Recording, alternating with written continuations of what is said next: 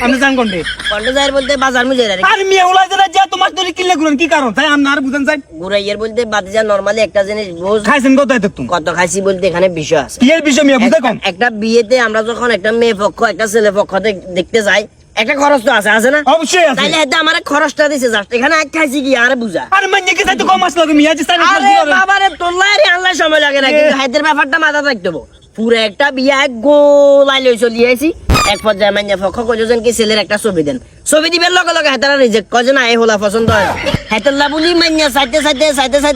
এক পর্যায়ে এক মাইয়া আমার ডাইরেক্ট এভাবে কইছে কজন কি আপনি যে ছবিগুলো দেন হলাইয়ের ছবি যে দিছেন হলাইয়ে তো আপনি চেহারা পাইন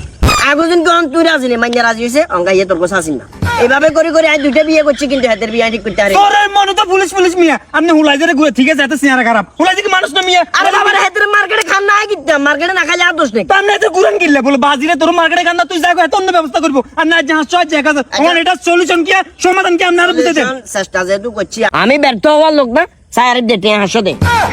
দে হাসো দে লাস্ট একটা চেষ্টা চালাই চাই টিয়া আছে টিয়া বড়া দিলে তুমি আপনি হাতে রিজে লাগতেন মিয়া বেশি কথা কয়। ফালতু লোক তো হাসুরে জন কিরবেন এখন 500 টাকা যেহেতু দিছে কালকে